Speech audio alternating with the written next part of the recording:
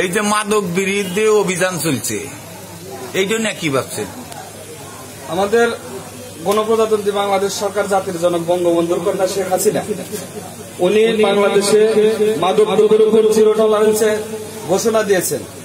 যেহেতু আমার সয়দাবাদ ইউনিয়ন পরিষদের সম্মানিত চেয়ারম্যান এবং ইউপি সদস্যরা আমাদের চেয়ারম্যানের নির্দেশে আমাদের সয়দাবাদ ইউনিয়ন থেকে জিরো টলারেন্স মাদক দ্রব্য আনার জন্য যে প্রক্রিয়া হাতে নিয়েছে এটা সফল হয়েছে।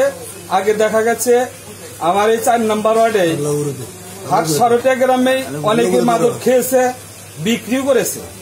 সেই জিনিসগুলা 7-8 মাস আগে ছিল, এখন আর সেটা দেখতে পাচ্ছি না।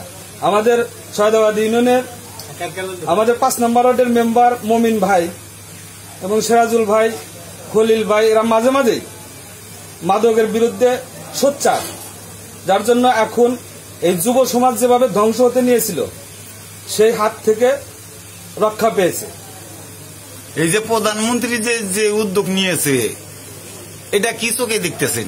এটা ভালো দৃষ্টিতে দেখতেছি যে যুব সমাজকে আবার সঠিক পথে নিয়ে আসতেছে।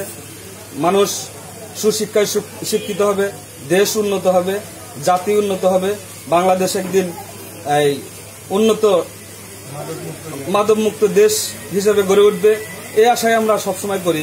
আপনার সাক্ষাতে যদি একটু মাদক সেবন করে তাহলে কি করবেন?